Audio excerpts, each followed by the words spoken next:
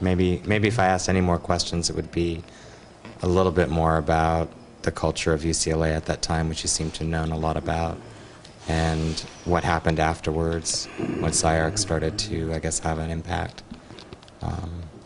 Did UCLA quiet down? Was it, you know, what happened to Tim Freeland in the end? I mean, what happened to many of these characters as things started to change in the 80s?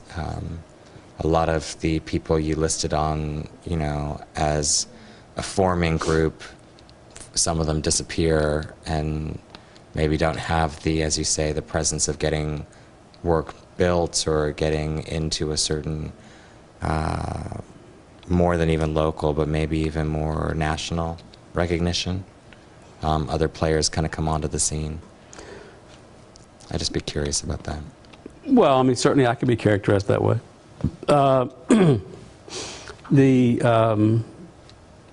You know, as a young person, you're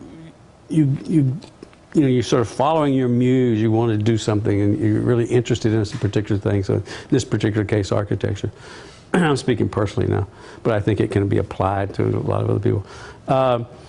And you have no idea actually what that really means in terms of the lifestyle you're going to have. You have really no idea whatsoever. You have no idea actually whether you're even capable of existing in all the different dimensions that really requires. You know?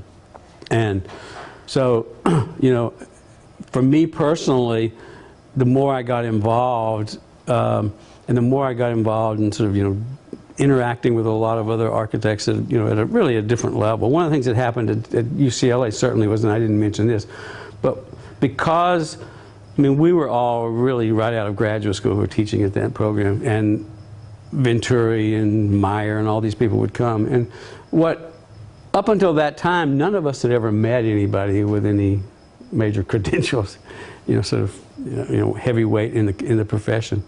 Had reputations essentially, and had built work. And in the course of that, and some of us discussed this, we realized that these are just guys. They're not special gods. I mean, they don't have any real, you know, thing that we couldn't have. You know, we really couldn't do. So what it really did is it raised our ambitions. I mean, all of us became a little bit more aggressive with regard to our ambitions and what we could accomplish. And the vehicle for actually doing that was the PA Design Awards. Progressive Architecture Magazine, which doesn't exist anymore. I think there's still a design awards program, but an architecture magazine. But Progressive Architecture every year would have these juried awards, and people would send in designs, and then they would have a select group of 4 or 5 people who would review these designs, and they'd give awards, and they'd publish the winners in January. That became the fastest vehicle to get your name into the national arena. And September 1st was the deadline for mailing those in. So you could go to the post office at the airport at 11:35, and you'd see a line of people from Los Angeles mailing in their submittals, you know, to get that postmark of midnight so that you could make that deadline. So those awards programs became a major vehicle for that. And so, you know, I won quite a few. Tom Main won a zillion. But you know, so everybody submitted those design awards. So that was a really important vehicle in terms of how that happened. And then you began to get, as a result of that, you begin to get invitations to lecture at different places, invitations to participate in various things on the East Coast, et cetera. And in the process of doing that, I realized that I didn't enjoy that. I mean, that was not something that I personally enjoyed.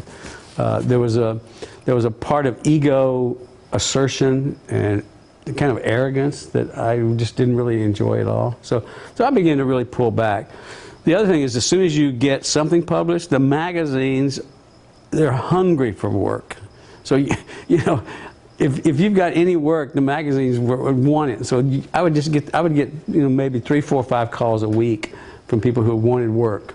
And so for a while there, I felt like I was working for the magazines more than I was working for me, or whether I'm working for the clients, do the drawings, get the models, and get them photographed.